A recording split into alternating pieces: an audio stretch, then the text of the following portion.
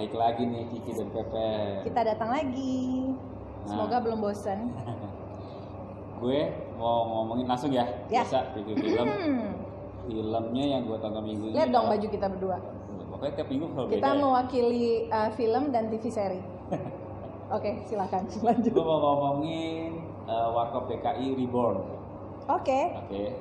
Kita ini ya membuktikan bahwa kita itu bukan barat minded.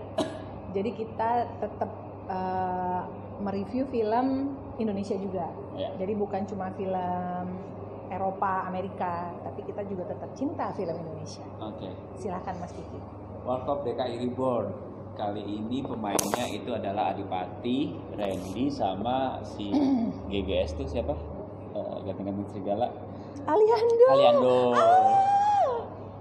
Nah, gue lihat sih emang targetnya mau ngambil anak-anak muda ya. Kalau yang kemarin kan si Tora Sudiro sama Abimana sama satu lagi jadi kasino gue lupa namanya.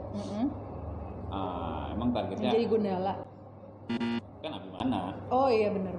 Oke. Ya pokoknya itulah gue lupa. Itulah. Nah intinya tuh dia si itu Wiro Sableng. Iya. Inoge Sebastian.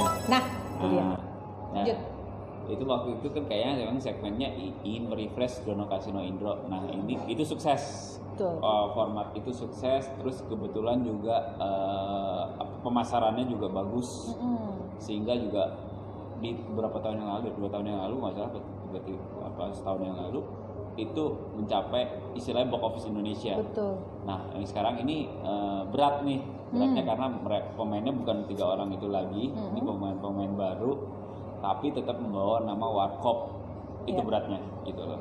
Dan beratnya itu juga sutradara ganti.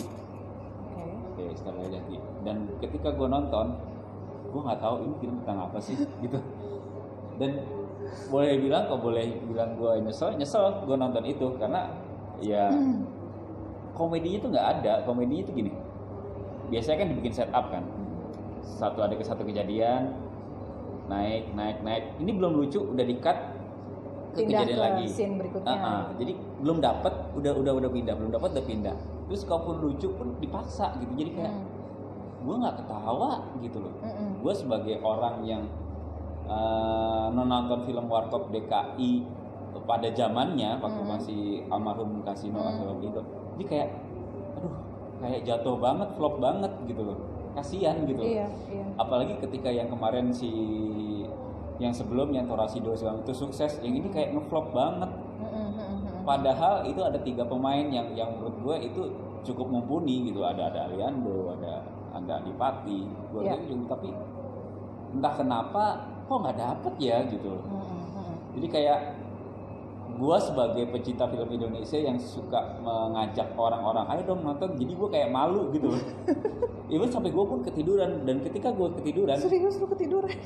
Ketika gue ketiduran, gue bangun, gue udah tahu jalan ceritanya. Oke. Serendah itu gitu. Menurut lu apa ya yang bikin film ini berbeda treatmentnya sama yang pertama? Maksudnya yang pertama kita tahu ya, mereka promonya kalau menurut gua keren lah ya. Maksudnya gila-gilaan banget gitu. Sampai dan di pesawat ya, gitu. Dan salah satu personel Warkop yang tersisa tuh si Indro-nya kayaknya involve banget gitu di promo yang pertama. Nah, yang kedua ini kita jarang denger gitu. Maksudnya promonya di TV, terus kayak di banner-banner, di bioskop apa juga nggak ada. Jadi yang bikin bingung kalau gue pribadi, karena gue memang belum nonton, yang pertama pun gue nggak nonton, apa yang membuat si Warkop DKI ini harus kembali dibuat versinya yang sekarang, maksudnya kenapa harus diulang gitu? Karena yang pertama udah bagus. Itu sebenarnya masalah industri film general ya, bahkan bukan cuma di Indonesia tapi di Amerika juga, yang udah bagus dibikin lagi malah jelek gitu. Iya. Kalau menurut gue sih ini terlalu cepat. Lu bikin, karena yang pertama, yang kedua waktu zaman Tora dan kawan-kawan itu udah sukses. Cuma berapa tahun lu bikin lagi. Itu terlalu cepat. Ya gue nggak tahu ya, apakah karena dia anggap wah yang ini sukses nih formula ini, dia coba pakai formula baru, siapa tahu sukses juga, ternyata enggak. Kalau menurut gue itu memang, jadi mikirin bisnisnya aja gitu, tapi dia nggak memikirkan bagaimana film ini kedepannya. Karena seperti yang lo bilang tadi, gue setuju, malah bikin warkop tuh jadi ya malu gitu dengan ada film ini gitu loh. Gitu gimana ya? Yang parahnya adalah mereka tuh berdandan ala 70-an 80-an yang pakai cutbray, lehernya tinggi gitu loh, terus ini di ala kasino zaman dulu pakai kalung segala macam. Dan tapi di sekitarnya dia itu nggak ada yang hibur tapi kekinian. Ini kayak aneh gitu, mereka tuh aneh banget sih gitu. Andai kata nih kalau mereka itu, kalau gue bilang mereka ikut konsep kekinian, jadi orang-orang biasa tapi sahabatan bertiga tapi bercerita tentang warkop tapi lebih kekinian. Gue rasa itu akan formulanya akan sukses, akan lebih bisa make sense gitu. Karena gue nonton sama teman-teman gue yang memang umurnya jauh di bawah gue, dia ngerasa dia waktu itu nonton karena ada Pati, karena ada si Aliando. Nggak nyambung jokesnya gitu loh. Andai kata dibuat kekinian, gue rasa akan nyambung. Dan itu akan apa ya? Akan naikin penonton kalau menurut gue. Dan parahnya lagi kan, ini film bikin 2 seri.